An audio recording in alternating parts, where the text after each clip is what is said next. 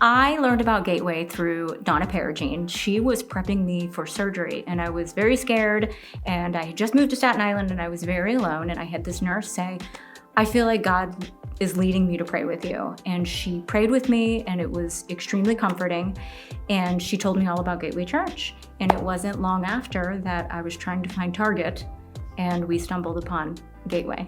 I think for me, it was initially the sense of community. When we had Riley, we had no family here.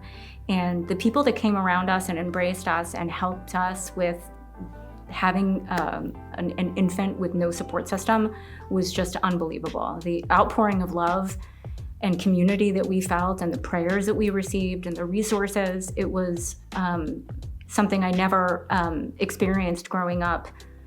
Music was always a huge part of my life. Once I was offered the role of worship director, I found that I thought that God was asking me to finally use my gifts and talents for Him, and to be able to do that was so fulfilling for me, and I feel like I was honoring God by being able to do that.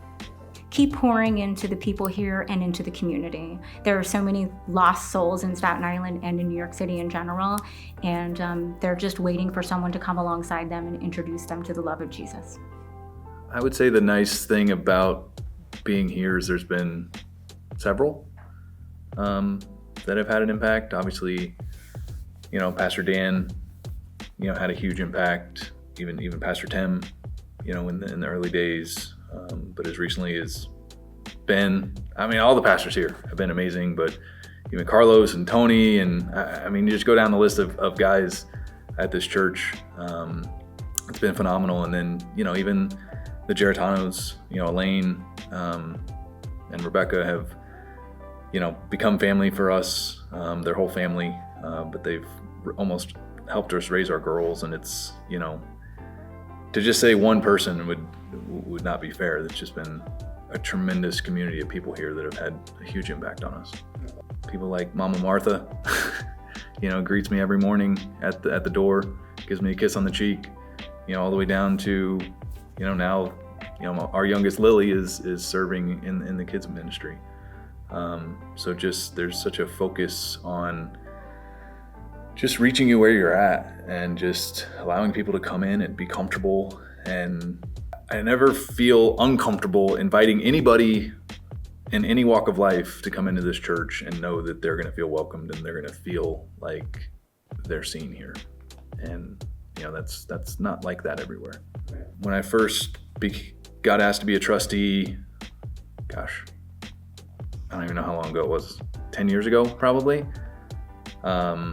I was like, why me?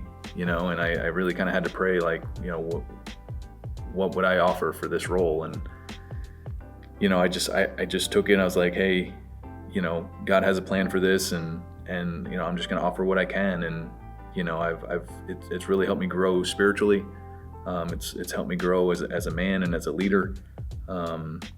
So it's really been great to be around some other really amazing men and women, not only of faith, but of business, and leaders in the church. So stay true to your faith. We've been here 17 years. We've stayed true to our convictions. We've stayed true to our faith, and, it's allowed us to work through the difficult times, and it allows you to stay strong, and the church has become stronger as time has gone, and just don't be afraid to be a part of things. Raise your hand, volunteer, because it just makes the church feel that much more like you're a part when you're helping build. Without the congregants, Pastor Mike can't do it by himself, Pastor Ben can't do it by himself for sure. We really are the hand of God that's going out and doing this.